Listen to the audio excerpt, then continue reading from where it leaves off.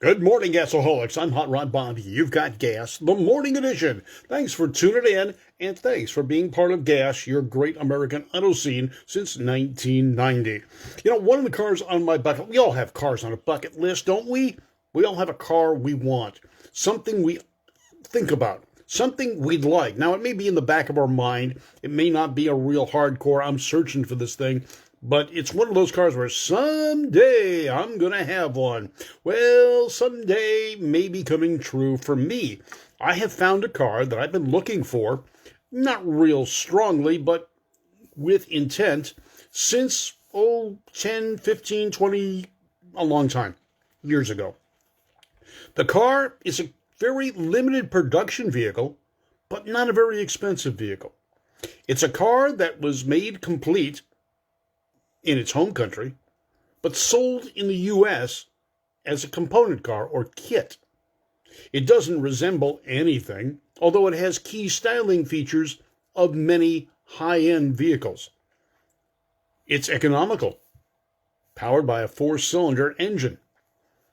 It's comfy, seats two nicely, has a nicely finished dashboard, a very well planned out interior, and styling that is crisp and attractive. Now, what car am I talking about? I mean, that's basically a whole lot of cars. Well, the car is a Brazilian car called the PUMA GTE, or GTI. Hi, Jim Dillo. How are you doing? Happy weekend to you as well.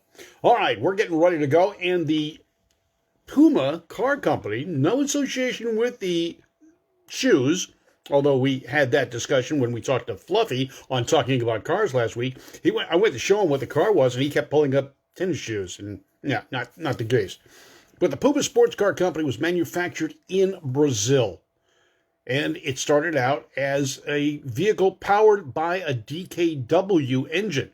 Now, the DKWs came out first, and it was the original Puma in that, well, there was a guy named Gerardo Reno Malzoni, and he was an attorney in Brazil that liked racing. He was an automotive enthusiast. DKW had a pretty good small motor, a 1.1 liter, 2-stroke, 3-cylinder. Yes, I know, different engines, different strokes for different folks.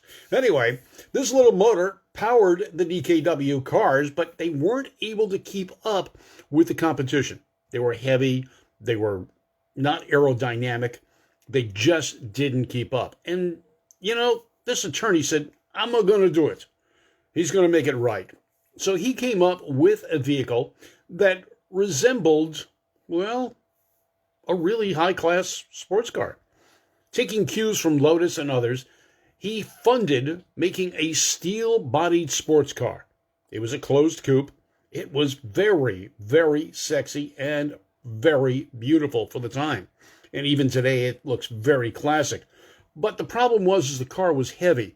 And even with that little DKW motor running as far in the RPMs as it could, it just still couldn't keep up with the heavier sedans and such that were out there in the class. So what they did the following year was they used the steel body as a plug and made a fiberglass sports car. Same basic body design, but now the body weighed a whole lot less. It won its first race that same year at Interlagos. And the Malzoni family founded a company called Luminari Ltda. Now, with a group of other auto enthusiasts, they started producing these cars called the Puma. It was a 1.1-liter engine with about 100 horsepower. The cars were sold in quantities larger than Malzoni could produce on a small scale, and the company adopted the Puma name and began mass production in September of 1966. Very good-looking car. Good morning, Lisa Abram, Jay Thomas, and James Bowman. How are you doing this morning? They started producing these cars, and they were an instant hit. They were a success. But the styling was starting to get dated, and Volkswagen bought the DKW company, shutting them down. Now, DKW was not sold here in the U.S. with any great numbers, so it was no loss. We didn't notice it, but in Brazil, it was noticed. Well, now, the Puma had no powertrain, had no suspension, had no chassis of which to build on. Good morning, Mark. Yeah, I'm talking about you. So what they did in 1967 was totally redesign the Puma car. Now it became a more sleek, fastback design, fiberglass body again, and it was based on the Volkswagen chassis. Now, down in Brazil, they had a variation of the Karmann Ghia. They took this chassis, modified it a little bit, and made it the basis of the new Puma.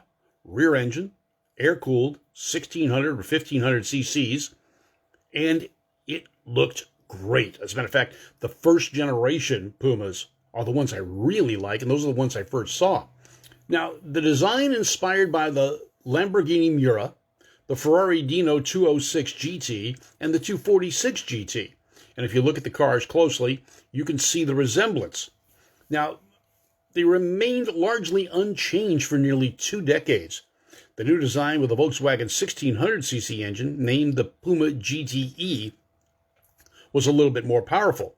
It sold relatively well for a specialist sports car, and you got to remember, the reason this car came about was sports cars in Brazil were very expensive. The average person like you and me could not afford one of these. Hi, Shannon. How are you doing this morning? Shannon McGeorge, keeping tabs on us. Oh, don't worry, Shannon. I'm not going to get him any more soapbox derby cars. But that's another story altogether. Anyway, so what this attorney decided to do was make a sports car that was not only quick, not only handled well, but sold well and could be afforded by the masses. And at that point in time, Brazil had a rule about importation of vehicles. It couldn't be done. You couldn't import vehicles. They had to be manufactured there. They were a very closed market in Brazil. So this car was ideal for the time. And it was nice. Now, about that same time, in 1969, they started offering this vehicle in the United States, but not as a completed car as it was available in Brazil, as a component car. Now, the body and the chassis were made and done and finished, wired and painted and ready to go. They didn't have suspension, they didn't have transmissions or transaxles, and they didn't have an engine. This way, they didn't have to meet the crash standards, safety standards, or emission standards of the U.S. at the time. So they came into the country, you bought the body from the dealership or the distributor here in the United States, and you could either buy an engine from them or put your own in it. Volkswagen fare. It was standard Volkswagen pieces. They bolted in, you hooked them up, you drove down the road, you were set.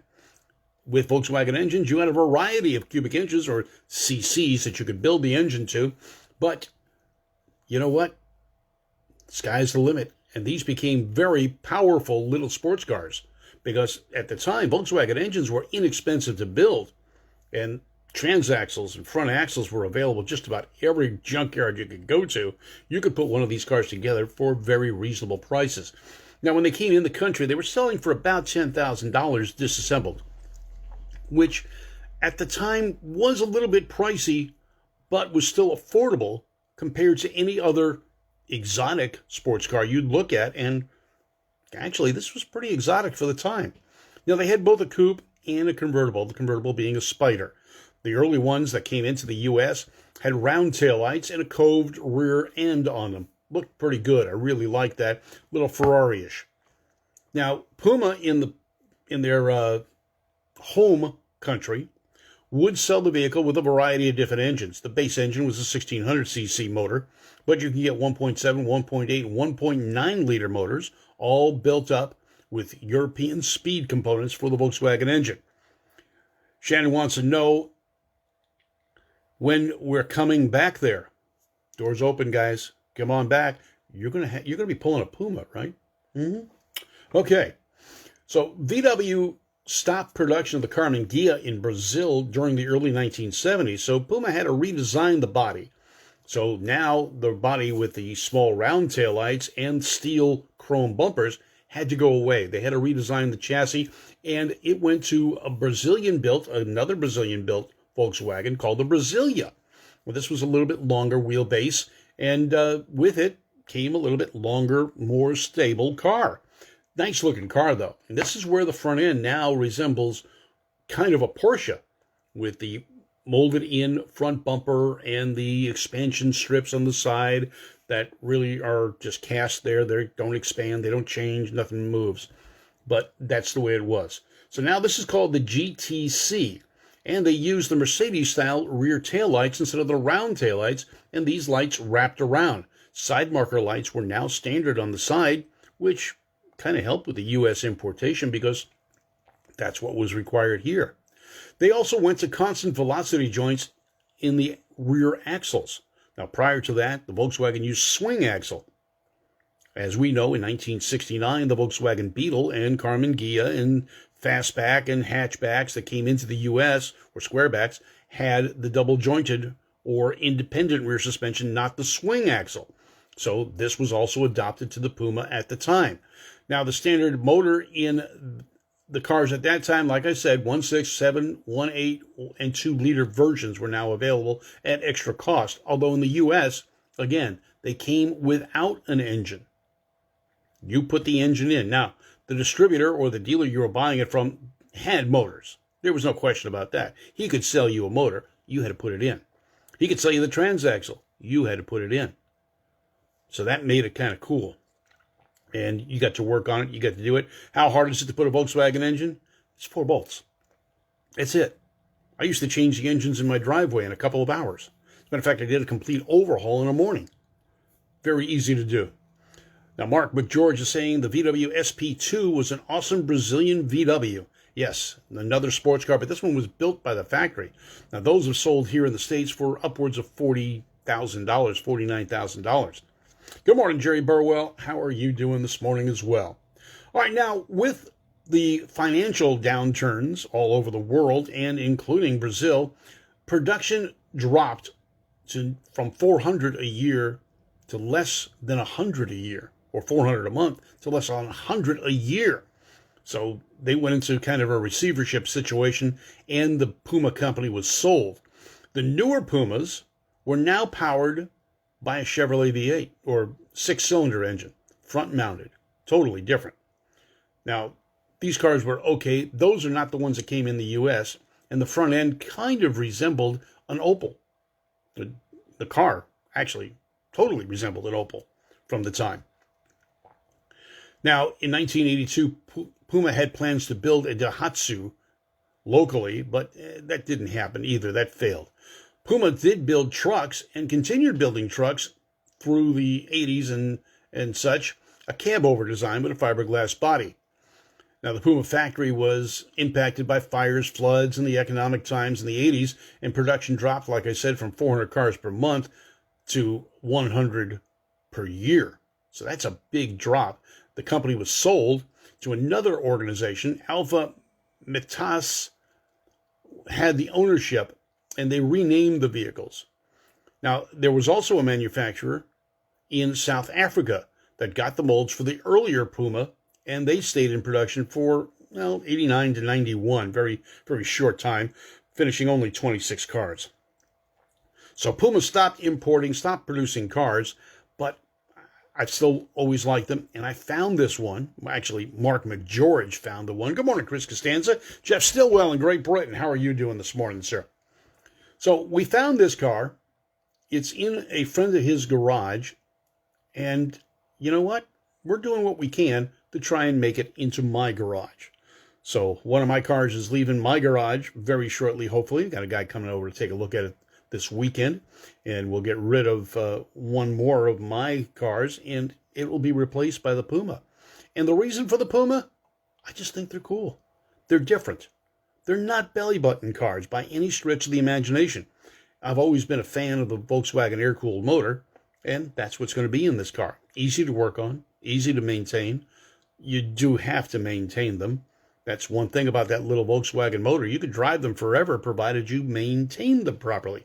And my normal routine when I raced the Volkswagen Beetle was right before the race. We raced on Sunday.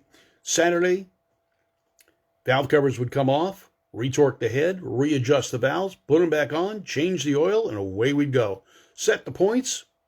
It was ready, and we were racing that weekend. This will be no different. I'll take care of the car in the same manner. With me, driving won't be all that hazardous. Well, maybe it will. Yeah, you've seen how I drive, haven't you, Mark? Yeah, okay. But it's going to be a fun car. Now, it won't be my daily driver, but it will be able to be my daily driver.